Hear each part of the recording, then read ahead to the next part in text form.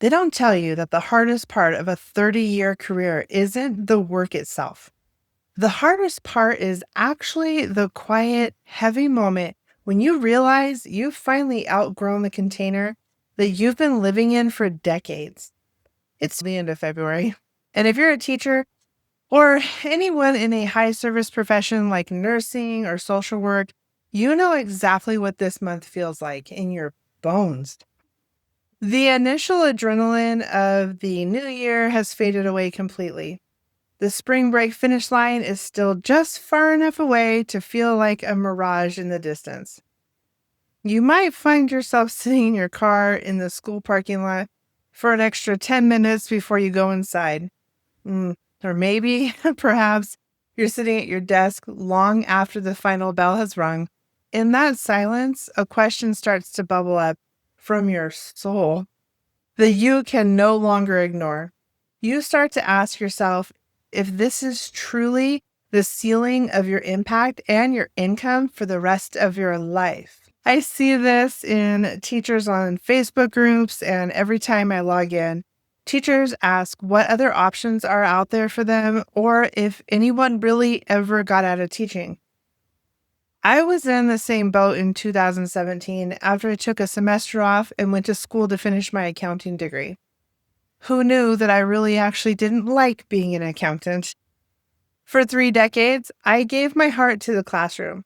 I loved my students with everything I had. I respected the craft of pedagogy, and I found deep, soulful meaning in the daily work of doing the job of being a teacher. But there comes a point in what I like to call the great shift, where your heart begins to whisper a new set of instructions. It starts to tell you that while you will always be a teacher at heart, you're also meant to be the CEO of your own life.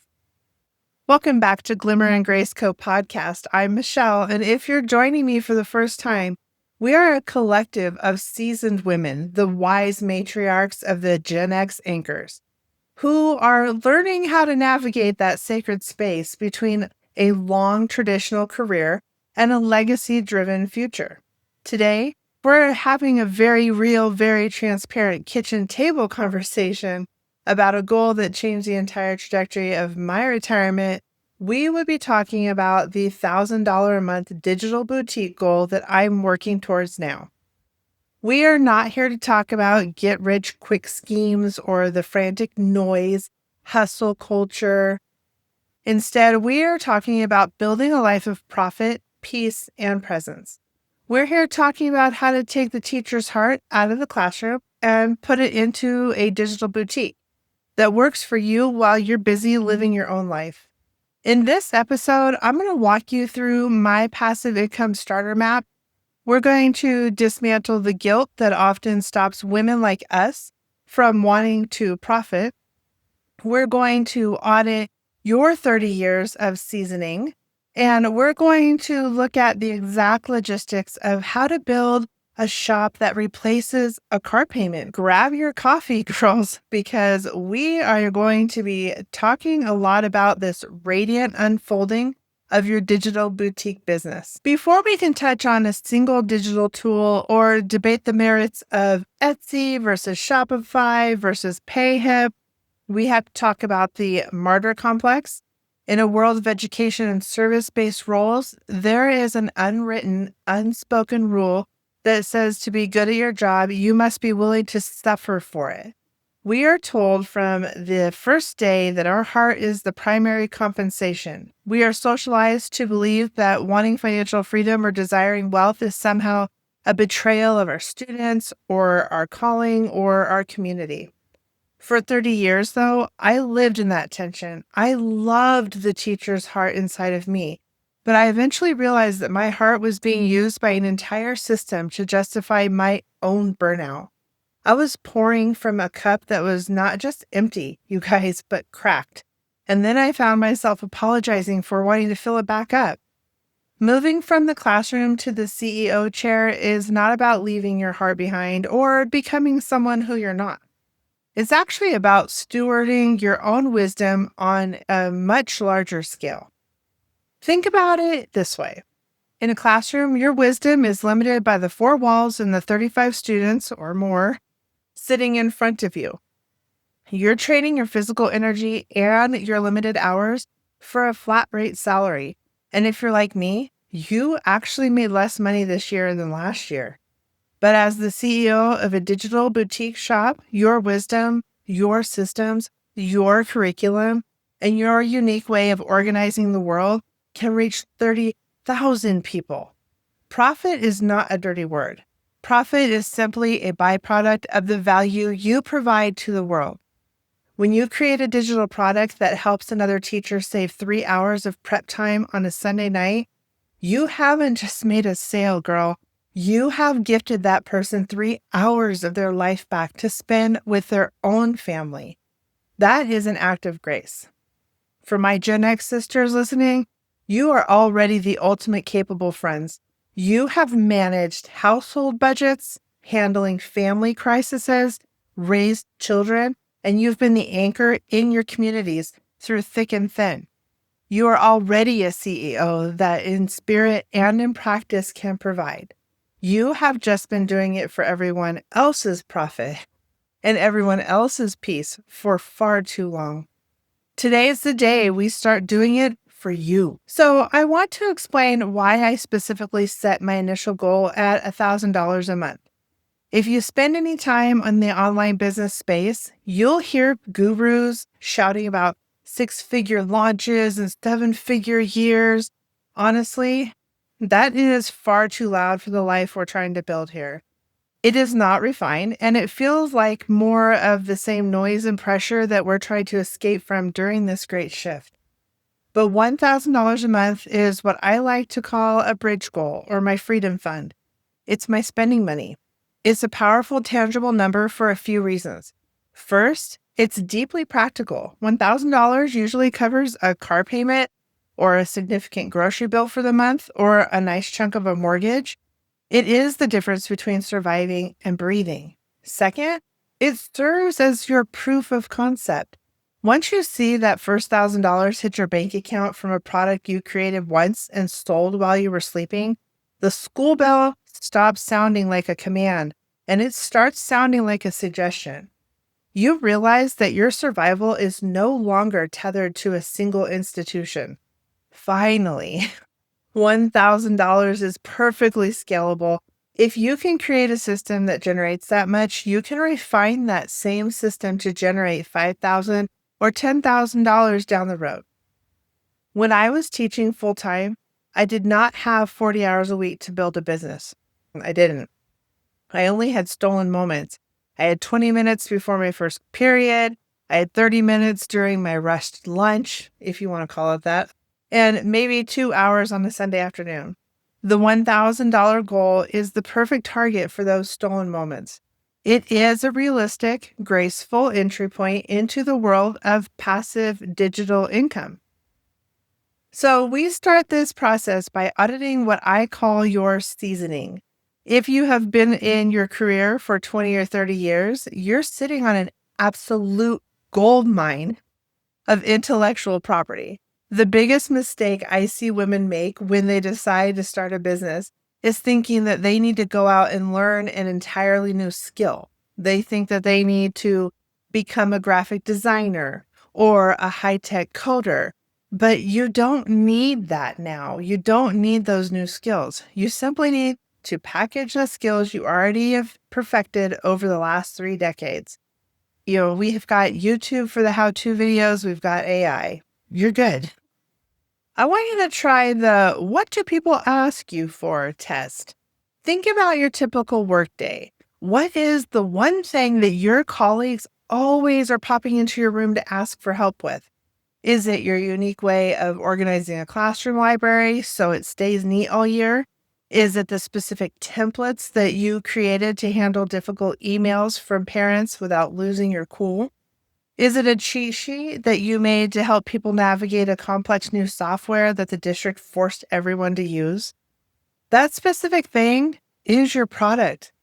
If you're sitting there thinking, "Michelle, I have 30 years of experience, but I have no idea how to turn it into a product," I have something for you. I created the Seasoning Audit It's a 5-question guide that helps you mine out your own genius and finds those workhorse assets that are already sitting in your sent folder.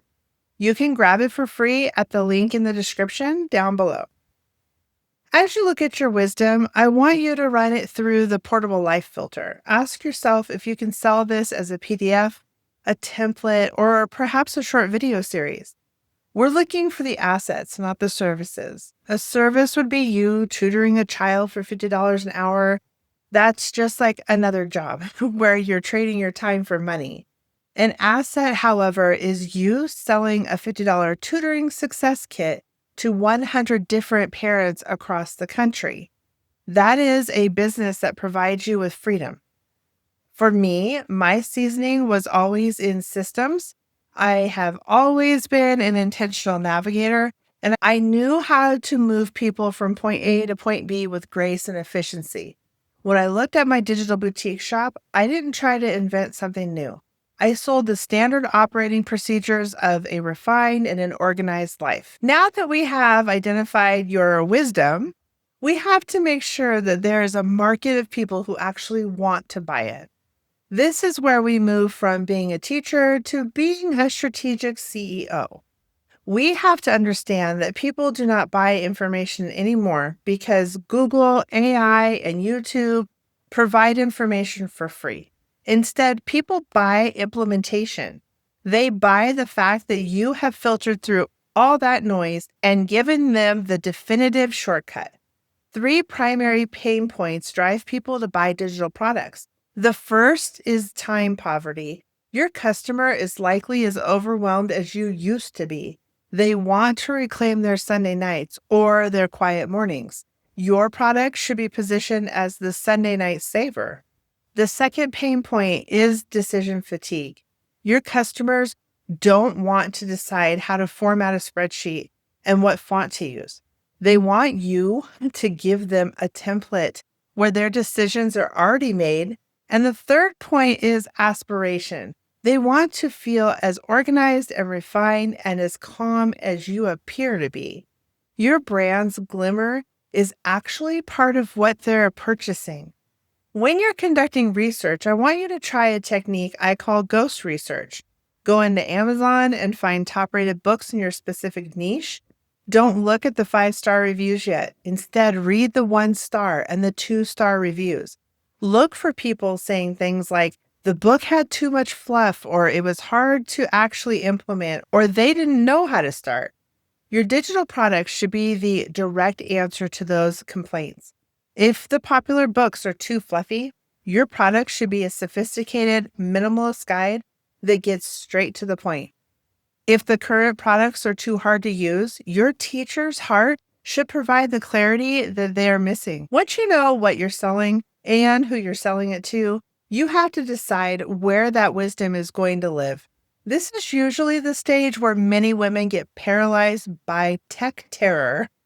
Let's demystify that right now. In the Glimmer and Grace Co philosophy, we always choose the path of least resistance.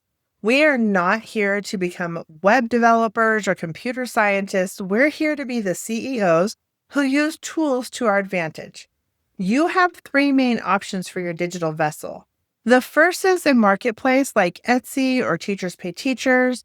Think of it as a public library. The customers are already walking through the doors every single day.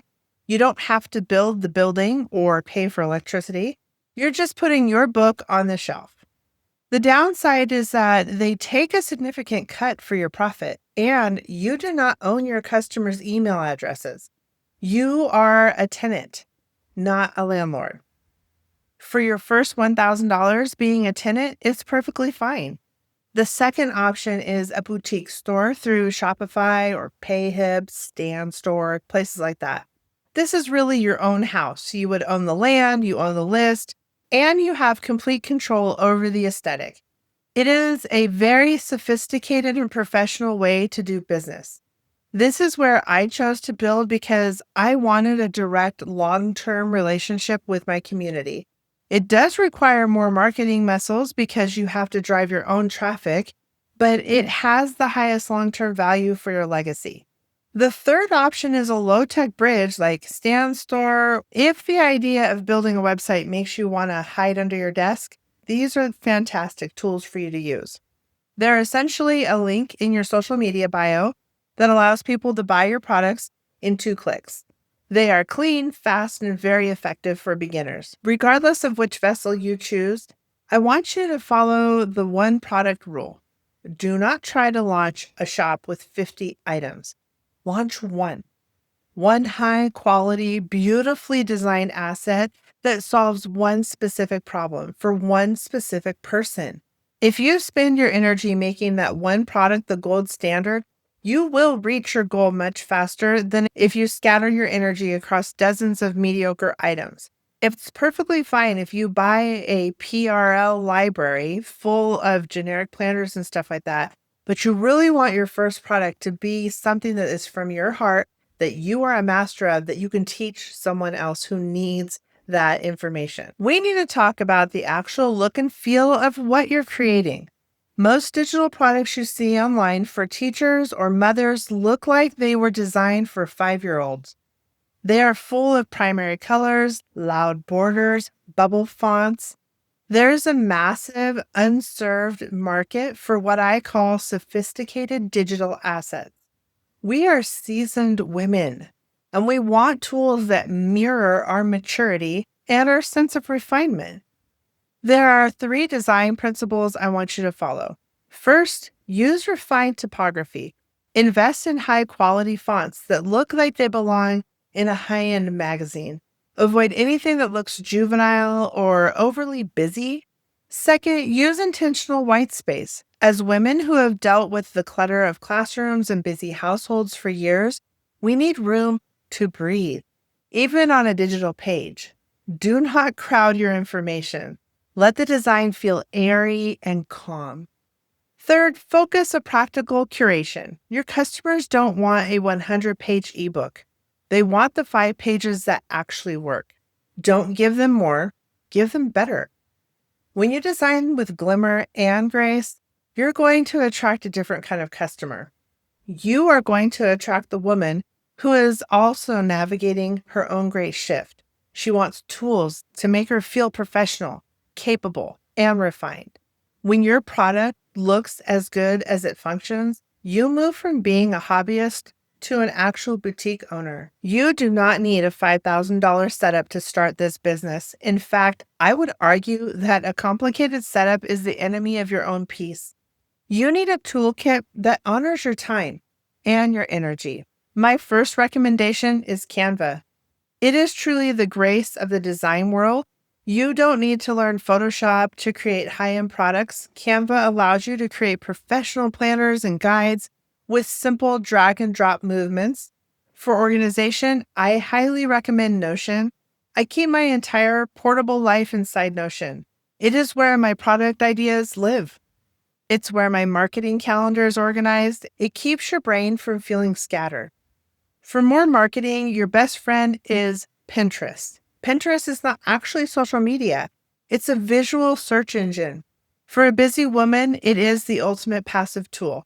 You can pin a product once, and because of the way the platform works, that pin can continue to bring customers to your shop for years to come. Finally, for communication, I recommend KIT, formerly ConvertKit. If you're going to build an email list, and you should, you want your emails to look beautiful. Kit is the only platform that feels like it was designed for Glimmer and Grace Co aesthetic. It's intuitive, visual, and it never feels like junk mail. Always remember that the tech is meant to serve you. If a tool is causing you more stress than peace, get rid of it. We are intentional navigators, and we do not need to be tied down by difficult software. Deciding how much to charge is often the hardest part for anyone with a teacher's heart. We are so used to giving our wisdom away for free for the sake of the kids. But we have to move into the CEO mindset here. We are going to use the legacy pricing formula. Do not price your products based on how long it took you to make it. In the digital world, your cost is almost zero. Instead, you must price based on the time you are saving for the buyer. Think about the value of time. If your digital systems save a fellow teacher 5 hours of work every single week, that adds up to 20 hours of their life reclaimed every month. What is 20 hours of a professional person's time worth? So when you sell that solution for $47, you aren't giving them a good deal. You're performing an act of service. Let's look at the math for your $1,000 goal. You could sell 100 items at $10 each, or you could sell 37 items at $27, or you could sell just 21 items for $47. Which of those paths feel more like grace and less like a grind? I usually find that the $27 to $47 price range is the sweet spot. It allows you to provide the deep, meaningful value without needing massive amounts of daily traffic to hit your financial target. Plus, if it's too cheap, people might not trust that you have value in your product. So please make sure that you do price your products what they're worth. The most common question I get is how to handle marketing while still working a demanding 40-hour-a-week job. The answer is the Glimmer Content Matrix. We're going to use a method I call batch and breathe. You do not need to be on every social media platform. In fact, trying to be everywhere is a recipe for a breakdown. You don't have the life margin for that right now. Choose the one platform where your people are. If you're selling to teachers, that is likely Pinterest and YouTube. If you're selling to busy professionals or moms, it might be Instagram. Once you've chosen your platform, follow a simple weekly schedule. On Saturday morning, spend 2 hours creating your wisdom content. This is your primary piece of value. Perhaps it's a long-form video or a post. Then on Sunday afternoon, spend 1 hour turning that one piece of content into 5 small glimmers.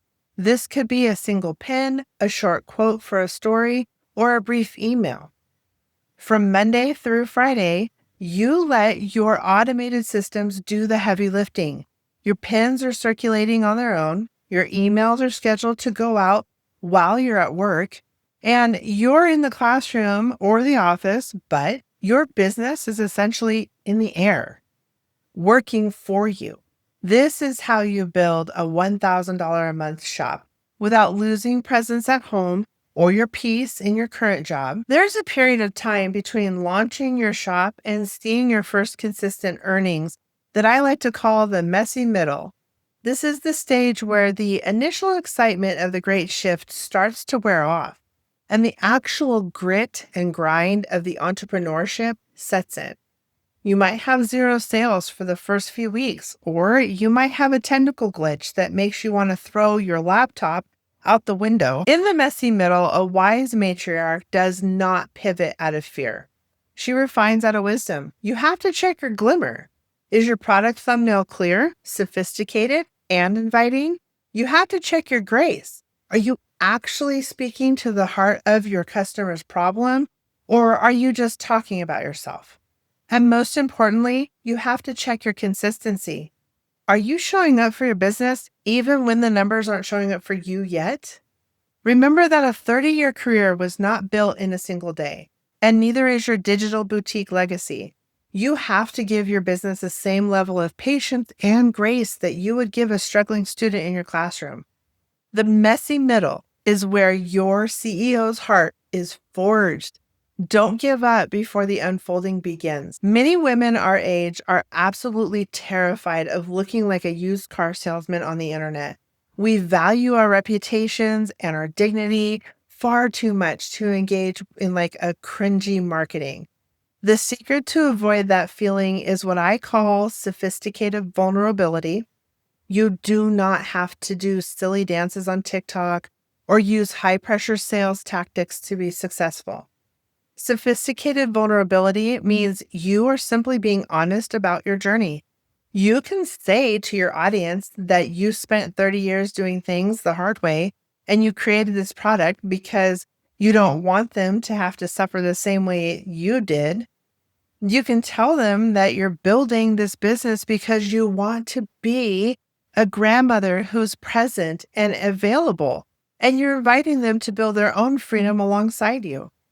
When you sell from a place of legacy and service, the ick factor completely disappears.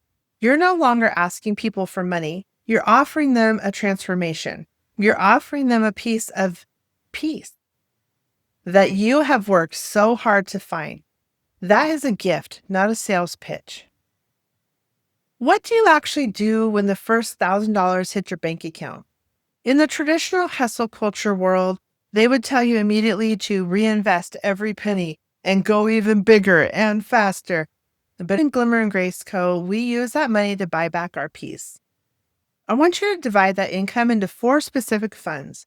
The first is your exit fund. This is your walk-away money. It's the fund that gives you the courage to make the great shift on your own terms without fear. The second is going to be your margin fund. You're going to use this portion of your profits to hire out any tasks that drain your energy, hire a house cleaner once a month, or use a meal prep service. Use your profit to protect your presence. The third would be your city stead fund, or wherever you dream to move to or to visit. For us, we're moving to New Orleans. This $1,000 is your monthly down payment on a brand new life. Of course, the fourth fund would be the not-so-fun fund. It's your taxes. Open a savings account and put away 10% of your profits so that you're sure to have enough when you have to pay your taxes. The bill always comes due. And I'm not a tax expert. For my digital boutique, I planned for at least a year of savings before moving to a quarterly tax payment system. The most important thing that happens when you reach this goal is the psychological shift.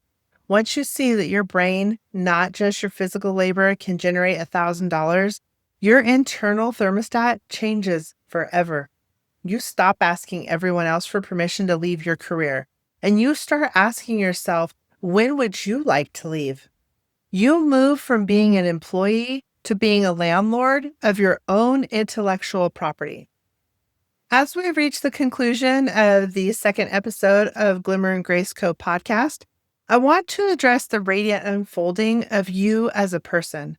This journey from the classroom or nursing or home life to the CEO chair is about so much more than just a digital boutique or a monthly deposit. It's about the complete evolution of your identity. You are moving from a world where your time was managed by bells and administrators, bosses, to a world where you manage your own destiny. You're moving from following a pre-written curriculum to creating a lasting legacy. There will be days when the great shift feels like a great mess. There will be the days when you feel like you're failing at both your old life and this new one you're trying to create. In those moments, I want you to lean into that sophisticated vulnerability that we talked about. Share what you're learning with your community. Share the grit as well as the glimmer. The women who are going to buy from you don't want a perfected, untouchable guru.